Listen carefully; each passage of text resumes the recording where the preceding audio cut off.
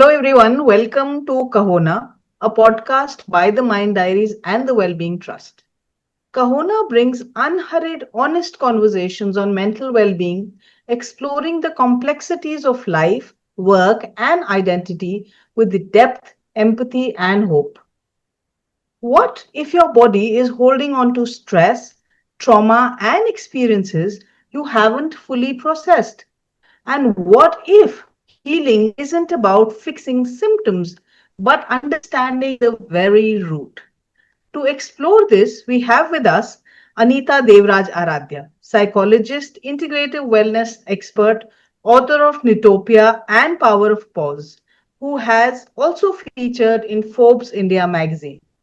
She is the founder of Xi Anemos Wellness Centre. I hope I've read that Yeah, yeah, correct. yeah. You can correct me. It's And co-founder of Aarogyvridhi, where she leads an integrative approach to health and mental well-being, combining nutrition, breathwork, and NLP-based therapeutic techniques. Her work focuses on addressing the root causes of physical and psychological challenges, helping individuals build sustainable health, emotional resilience, and peak performance in today's demanding world. Welcome, Anita ji. That was a long introduction. It talks um, about how much you've done. yes. Thank you so much for that wonderful and very cute introduction. And Prachi, you should just go on. And thanks for Great. inviting me first of all. And it's an honor being here, and it's such a pleasure being here. Thank you. So let's dive deep into this and try and understand more of what. So, Anita ji, I have a question. What does true well being really look and feel like today? Usually, the moment someone talks about well-being, it is like you're disease-free, and you don't have anything to worry about regarding your emotions or any kind of situation in the body. But I would like to define it, in a different way. When you split the word well-being, I want to split it into well-being in the moment. Just being in Wow. the moment. We will just be in the moment. That's all is well-being. Don't worry about what happened in the past, or no worries about the future. I want to just be there with the three W's, which is worth, warmth, and will. I further classify it as worth, warmth, and will, where you be in the moment. And are you feeling worth?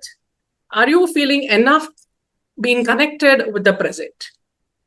Is the present giving you that That's kind of, so. pardon me? Mhm. Is the present No, no, giving no. me Please that? carry on. I was just saying it's so beautifully put. I mean, we just forget the word being, right? It's so Yeah, crucial. yes, yes. Just be in the in, that's all, in the moment. And when I talk about the three W's of the well, as I told you, it's worth, warmth, and will. Worth being, am I connected? Am I feeling worthy enough to be connected or being in this moment? That is the kind of feeling one should have when you think about the well-being. And they should have that warmth, they should have that real connection with whoever he or she is in that present moment. And you should have the will to be there in that moment. You should love being there in that moment. I think that is the Right. true well-being definition, than talking about so many other things and diseases Wonderful. and having That's a very good beautifully put. emotion and all those things. Uh, I have a question. What first drew you towards an integrative approach to health? I mean, you're also a psychologist. Yeah, You've done NLP, but you also talk of nutrition and so nutrition. on. Yeah. What made you look at it in an integrative approach to health? We usually look at one side and forget the other. Yeah. So, what made you look at it as a complete integrative approach? I'm a big fan of Shrek movie. If you have seen the part one of Shrek, in that Shrek says, the things are when he's talking, he's having a conversation with the donkey. The donkey says, the life it's like a layer, and even health is like different layers. Usually when you talk about people, they look about only one layer, They will see the symptoms. They'll beautifully work on that. Everything is done only to that particular layer. But when it comes to health, it is just not one single layer. It has several layers, Right. when you see a diabetic patient, what you see, okay, he has high sugar, you see that, and you just give medications for that, but you don't know what are other layers which has led to that level of diabetes, isn't it? So Right. I Right. thought that you should have a holistic approach where you work on the mindset, you work on healing, you work on their emotions, you work on their symptoms and the causes. So Wow. I always felt you should approach everything holistically. Let the knowledge and let whatever you approach come from all the directions, not the single direction. Wonderful.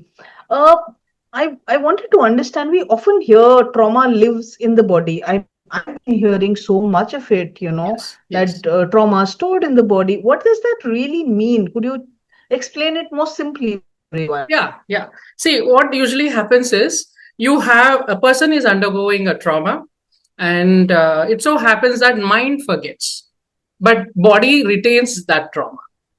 It's as if the mind is in the aeroplane mode. It has nothing to do, but the body has got the Wi-Fi password. It has Wow. got access to the Wi-Fi. you know it is still doing Wow. what it is supposed to do.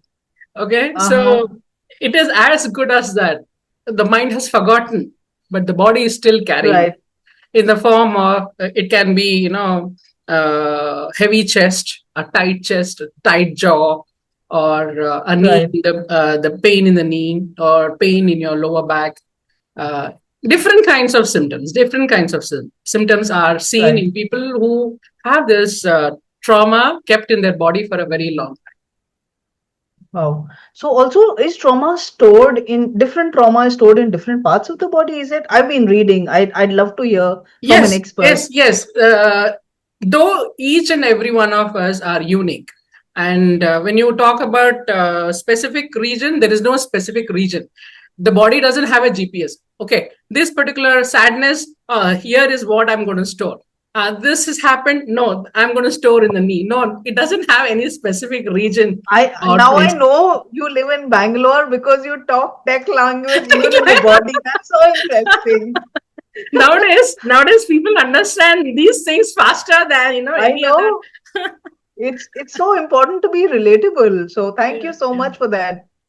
So, it's like there is no GPS, there is no roadmap to your trauma and the places where it gets stored. It can be stored in any place. Different people Right, store it in different places. That's it. right. So talking about trauma again, can unresolved trauma show up as physical illness? And Yes. how does that unfold? I mean, what happens? How do we know really? Okay. So, usually what happens, I call this trauma as the modern tiger. Whenever a person is in stress, usually you refer that as encountering a tiger in front of you. What do you do when you encounter a tiger? You either fight with the tiger, you run away from that place, or you freeze. Someone Right, extremely nervous or obese like me cannot run. So we'll just freeze and say, do whatever you want. I'm here. That's it. So we usually call it as 3F mode: fight, flight, or freeze mode. Okay. So when the right, trauma is there in the body for a very long time, the stress is there in the body, your body is under chronic stress.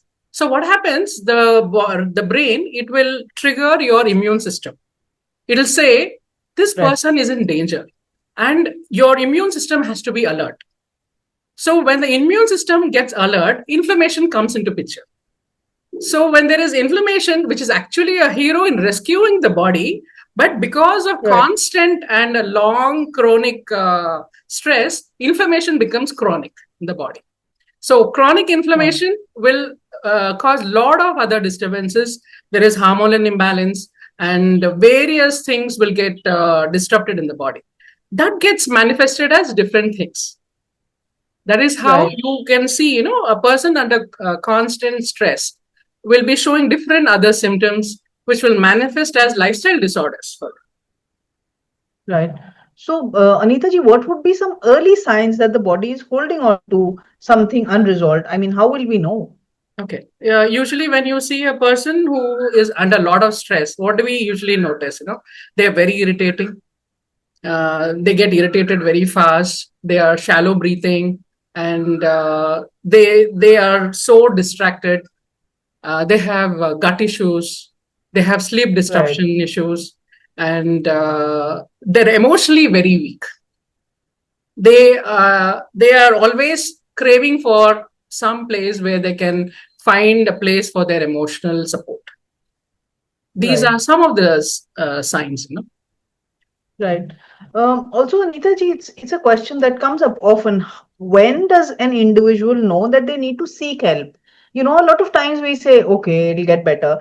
And interestingly, when we have a physical problem, we Hmm. always go and see a doctor. But when it comes to mental well-being, it's something that we keep ignoring, Yeah, right? yeah, So yeah. when does one know that one needs to seek an expert? Yes.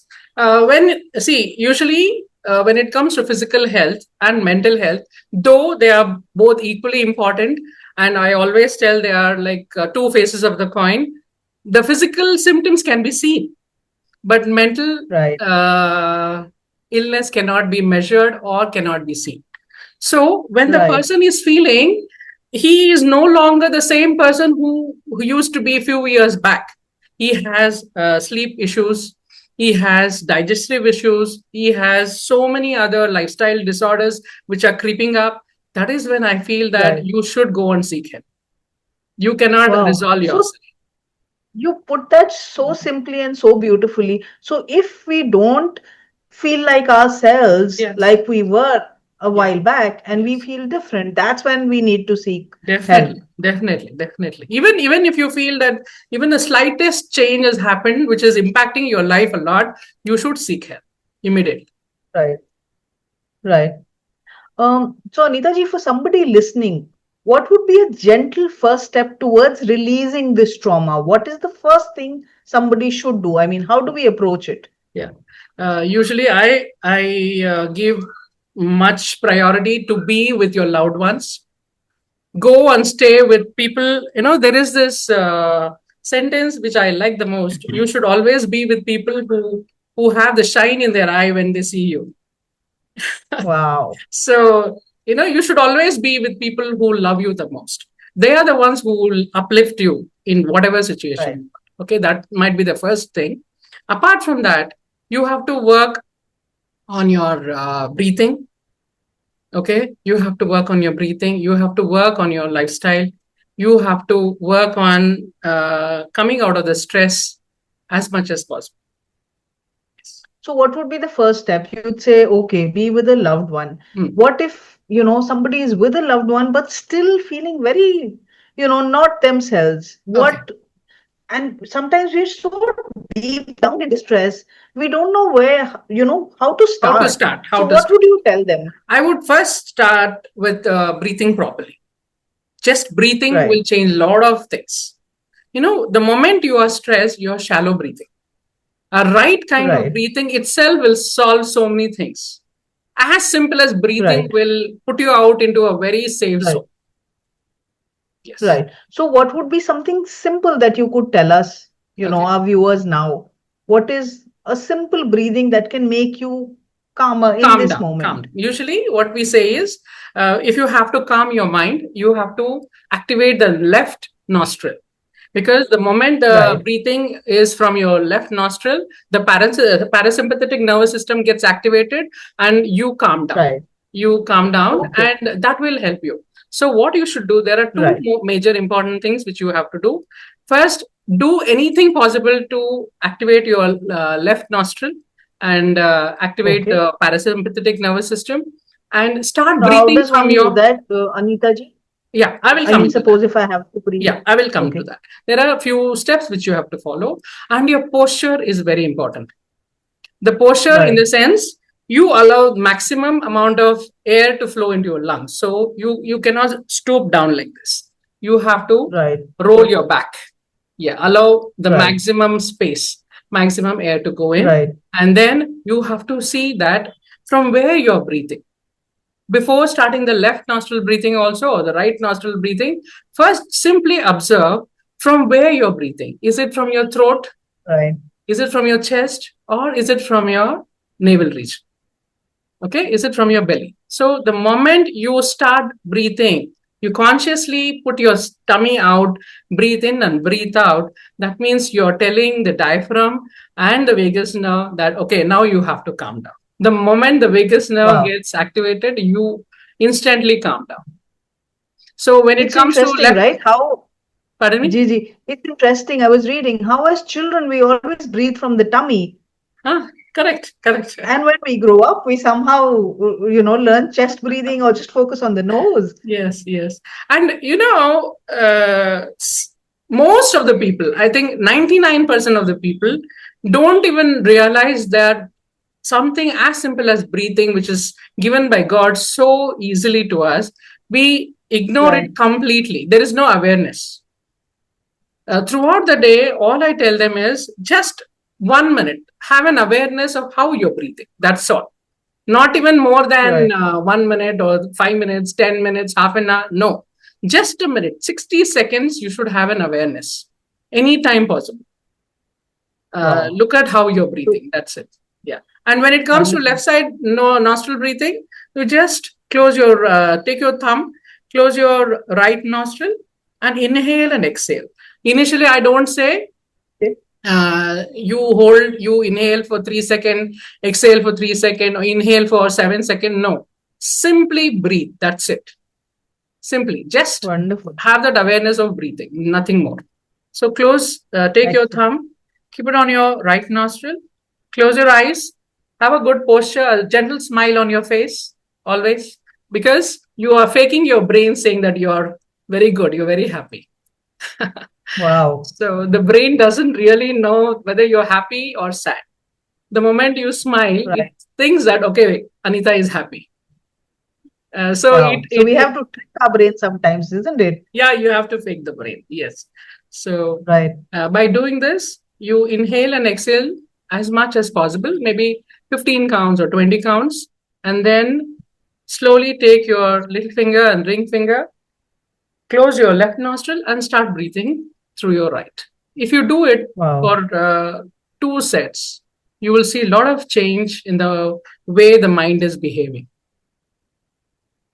Wonderful.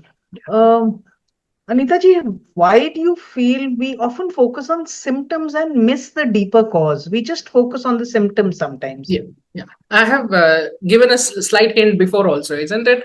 When I spoke about diabetes and people talking and giving medication only to the symptoms of diabetes, I want to give you a very good example of mythological story here. Though you said Bangaloreans are good in tech and tech related things, I would love to give you a story from Mahabharata. When it comes to Karna, the eldest son of the Pandavas, usually when I tell the word Karna, what comes to our mind? That he is over aggressive, he is egoistic, he took a wrong side, he was disloyal and over competitive. These are the things we usually think when we see Karna. Okay? But these are the symptoms of Karna. Okay? And when it comes to causes, what led to these symptoms? Why was he disloyal? Why was he disloyal to his own brothers? Why was he over competitive towards his own brothers? Why did he choose a wrong side? That was because they insulted him again and again. Because of his birth, because of his background, and wherever he went, he was always insulted. Because of that, he had this aggressiveness and possessiveness towards the person who respected him. Though he chose a wrong side, he respected him thoroughly. Okay, so we usually think of Karna and we say, okay, he is the first son, but he took a wrong side, though he is well known for being Danashura, but we always think about him being aggressive. So we don't know what are the causes which led him to be like that. So the same thing happens when it comes to the symptoms and causes. Again, I will give you an example of tech. I'm sure you will have a smile. It is like you have your phone, and the phone keeps giving you notification. Symptoms are like notification, which keeps coming again and again, again and again. And you have an app which is draining your battery completely, and you're unaware of it. So causes are like the battery and the app which is draining your battery, but you're only worried about the notifications which are coming again. That's wonderful. I love your examples. So, and one to be very frank, symptoms are visible; they are measurable. Right. Causes are not visible. Causes are not measurable usually. Absolutely. So you tend to ignore the causes and you keep working only on the symptoms. That's it. Right. Anitha ji, how do nutrition, breath work, NLP come together? How do all of these come together in healing process? I'm really intrigued. Okay. See, I told you, the moment you start breathing properly, your state of the mind gets better. State of the mind in the sense it calms down, it clears down, the mind is clear. A clear mind, what happens when you have a clear mind? You have clear thought process. Okay, when your thought process are clear, you have you know what exactly you want. Then what happens? Your choices become better. So when you have a right choice, what do? You choose the best of the nutrition, best of the things in your life. You will not prefer to be stressed. Like you can see clearly. Pardon me? Yeah, you can see clearly. Like one can see clearly. Yeah? Yes, you can see clearly. So when you breathe better, when I say the mind is calmer, mind is clearer, NLP is able to come there. The framework changes. So breathwork, NLP, and the choices which happens because of NLP, because of the change in the framework, will lead to a good nutrition. Good nutrition will again give rise to a good system in your body. A good system will have a better breathing. Better breathing will have a clear mind. So they are all so like interrelated. Effect. Yes, it is. Wonderful. Yeah, great. Anitha ji, there's a lot of stress in the modern life, right? Yeah. The world is constantly in this on mode. So there's a lot of emotional fatigue. There's burnout that's happening. What would you say? I mean, how do we help that? How can we work on that bit? I would give you only one word, that is pause. Right. Okay. And when I tell you pause, I will again try to give you different definitions for each letter. When I talk about P, it is being in the present. Just present. Okay. And A is awareness.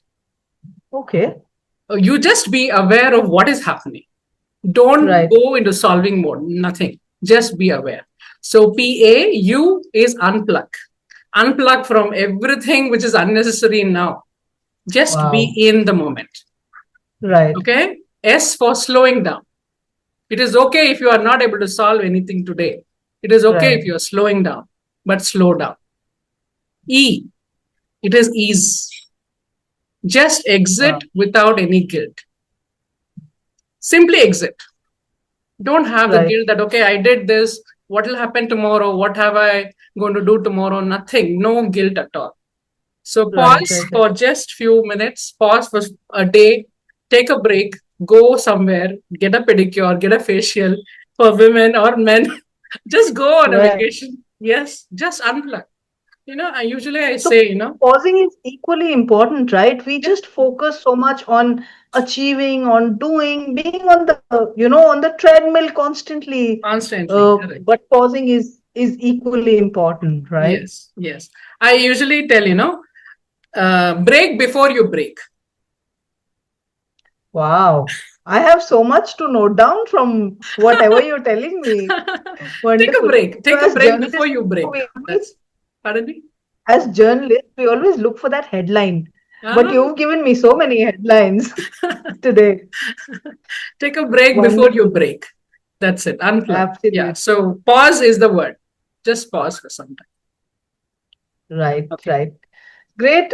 Thank you so much, Anita ji. This was such a lovely session. What should our listeners take back? What are some things that I learned were, focusing on your breathing, learning to take a pause.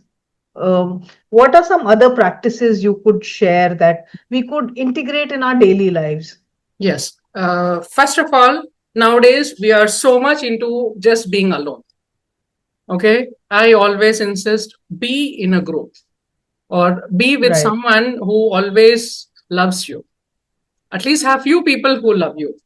Be with the nature as much as possible. Go and take a small vacation. Go out in nature, ground with the nature, stay with the nature, and meditate. Take a break, breathe well, have this awareness. Even if you're not doing right, any of these things, even in your daily life, just pause for just a minute and just get aware of how you're breathing. Why am I breathing so fast? Why do I need to breathe so fast? Have that right. awareness. That awareness is equal to meditation, because without awareness you cannot do anything. If you are completing a task without awareness, you cannot complete the task, whether it is And cooking even if you or do, you'll mess it up, right? yes, we'll mess it up. So just have this awareness of whatever you're doing throughout the day. That itself will keep you grounded, keep you out of all Wonderful. this stress. Yes. Wow. Thank you so much Thank you. for the, lovely inputs you gave. And I'm sure we'll have a lot to take back on. What is that one parting, special thing you'll tell the listeners of the Mind Diaries and the Wellbeing Trust? Okay. So one of the classic example, can I give one more example? Okay, please, is Yeah, it okay? please. Yeah. Okay. Absolutely. We have heard of Krishna and Arjuna, the conversation which Right, happens between them in Kurukshetra, isn't right, it? So we right, usually take Arjuna as the most valuable warrior, archer, one of the greatest we have seen. And we talk right, so much of Arjuna, isn't it? How he is called as Gudakesh, how he conquered sleep, how he practiced, how good he is, how many wars he won, and everything. But what happened to him in the war field in Kurukshetra? He just kept his bow down. He said, I cannot right. do, Wow. isn't it? So important. Yeah, He just said, I cannot do. He's a warrior. He was born a warrior. So how can right, he didn't do his primary job of being a warrior? So even the smartest of the smart, even the brilliant person on earth can burn out. So what you have to right. do when you burn out, just pause, take a break, and you need someone to give you a lecture like Krishna, to remind you again. I No, know. you, Absolutely. yes, you need to Which do is what why we you're need supposed to. experts, right? Pardon me? To guide us. Yeah, Which to is why guide we us. need experts Yes, to guide us. you should always have someone to be accountable. Have Right. someone so that you can share what is happening with you. Someone Absolutely. who can tell you what is right and what is wrong, who is there with Right. you always. If nothing happens, Mm, take a book and write it down. right. I have one more question. I mean, why is there so much resistance to seeking help? Why do you think we still think, talking about mental well-being is something we don't talk about enough? I mean, how do you think, I why do still you think feel, it's important? I still feel that people, when it comes to mental health, they are scared that people will segregate them into different category. Right. Mental health, when it is just a stress and stress related trauma, and they go to seek help, they're categorized into a different kind of section of people. That is what people are scared Right. of. Right. The Right. Right. moment you say, I'm going to meet a psychiatrist, people see you in a different way. That Right. is what they are scared of. Though it is not Right. as serious as that, there is nothing wrong Absolutely. going to a counselor. There's nothing wrong going to a psychiatrist. In fact, I always say the smart ones know what to do, Yeah, right? they know what to do. So, Yeah. Yeah. It's important to seek help, really. But smart ones are the ones they don't do it because they feel, am I so bad? They don't want to Right, accept that they need help. right. Anita They ji, want I to would fix it. say one's strength really shows in knowing when to pause, like you said, Yeah. Yes, and yes. do what needs to be done. Correct. Correct. Awesome. Great. Thank you so Thank you so much for much. this Thank you. lovely session, Anita ji, and we look forward to speaking to you again on something. Yes, thank you so much. It was such a pleasure talking to you. Thank you so much. Again. Absolutely. Bye. Thank you. Thank you.